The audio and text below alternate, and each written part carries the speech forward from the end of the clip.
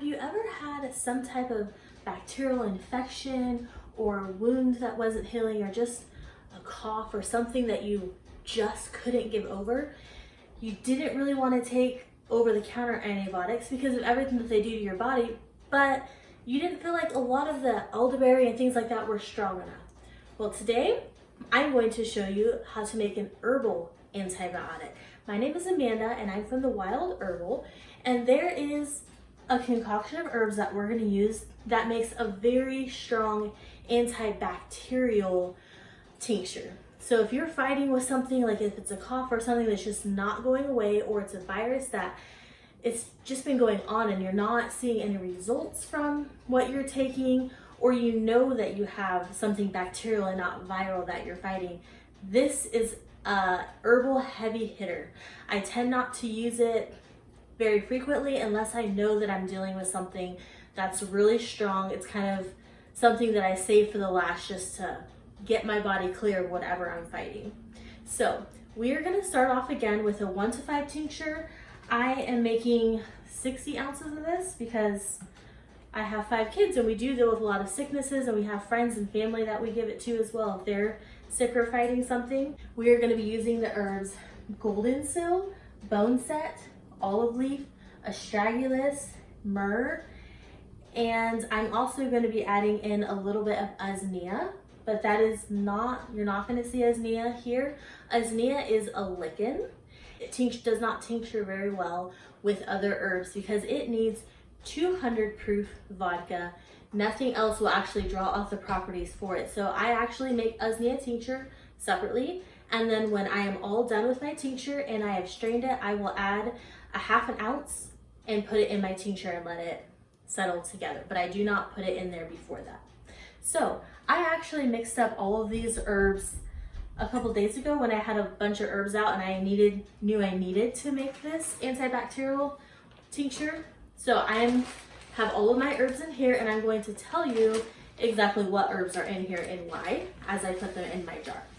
So the first herb that we have is golden seal. Golden seal is a really powerful herb, and it does a lot for the body. It really affects every system of the body. They've used it, like people have used it for eye ointments if you get pink eye, or they've used it for the liver and gallbladder and kidney. It really affects every organ of your body, and it's a really beneficial and healing herb. But you don't want to use very much of it. It's called the fire herb in Chinese medicine. You want to use like 1/8 of your recipe can be golden. So you really don't want to use any more than 1/8 because of how potent it can be, and it can leach B vitamins from your system. So you want to be careful with that as well. Just a little goes a long way, and it's also a very expensive herb, so that's kind of a good thing that you don't have to use a ton. So the first one we added was golden seal. Another one we added is myrrh. Myrrh it stimulates blood flow. So like when you're sick or when you're fighting bacteria, it's getting everything in your body moving, stimulating your lymph. It is helping to break down the bronchopulmonary tract and eliminate poison from like your mucous membranes. So it is helping the blood to flow in your bronchial and heart area so that your body doesn't have to produce as much mucus to take the bacteria away. So because it's doing that, it's eliminating mucus because your body's not having to produce mucus. It's helping your body to take it out a different way. So it helps you not to be so congested in that process. The next herb that we added was oregano, which is a really amazing antibacterial herb that really it's just a heavy hitter in the bacteria area, and it tastes really good, so it makes it taste a little less bitter. Another herb that I have is bone set, which bone set again is kind of like golden seal, except there's no contradictions with bone set. Very healing herb. It causes your body to sweat. So it does a whole body cleansing of every single organ, and it makes your body sweat. So this is something that you can expect when you are taking the antibacterial tincture, is that it will produce sweating, which is good because that's helping your body to eliminate those toxins through your pores. Another herb that we have in here is astragalus, and that strengthens and regulates the immune system. So for this, we were doing a 1 to 5 and it's 60 ounces. So we need 60 ounces of menstruum. And I always like to do a 60-20, which is 60 ounces of glycerin, 60% glycerin, 20% alcohol, and 20% water. And the reason for that is because some herbs, the water draws them out a little bit more than others. And then you have some herbs that alcohol draws the constituents out, which is like the nutritional properties of your herbs. And then you have other herbs that glycerin works better for. So if you're using a combination of 3 different menstruums, you have a more probable chance of getting absolutely everything out of your herbs that you've chosen and not just parts of them. So right now I'm going to go ahead and add 36 ounces of glycerin. In our tincture we have myrrh, which is a resin, and alcohol is the menstruum that you want to use for resins, because alcohol is pretty much not going to say the only thing, but it gets out the oils and tannins from resins more readily than glycerin or water does.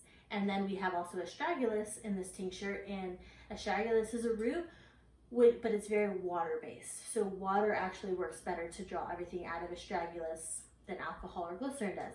So just having a combination of the 3, I know that I have a better chance of having the strongest possible tincture that I can have to help my body to fight a virus. Okay, so now we're gonna add the alcohol to here. Our tincture is ready to sit. So you can shake it up, and then we're gonna wanna label it. We're gonna put the date, the name of the tincture that you made. It's always really good to have a book that you have your recipe in so that you can look back and see exactly what is in the tincture. So like I just call this an herbal biotic. So I'll have that written on my label, herbal biotic. I can go back to my recipe book and I can know exactly what I used in this tincture. And also if you have a lot of different tinctures, like if I have herbal biotic that's left over and this is my second batch, I can label this lot 2 so that I know exactly if I changed anything. That's a really good thing. Or if I open this one and I start using it and I realize that something's not really working or something's off, I can go back to this lot and say, okay, something happened with this lot. I know that it's this specific one and not the one that I had before. This is a clear container and we don't want to keep it out in the light. So we're going to put it in a cabinet or in a dark space where it is cool and not going to get too hot for about, I like for in between 4 and 6 weeks, because it has some alcohol in it, and alcohol tinctures normally take about 6 weeks, but it is predominantly glycerin. So in between 4 and 6 weeks is what I do, and then I'll strain it. Once I strain it, I'll store it in a little amber glass jar that we can use it. And if you do not know how to strain an herb, you can check the card up here, and I go through exactly how and when to strain your herbs, and then how to, your tinctures, and then how to store them when you're all done. Thank you for watching.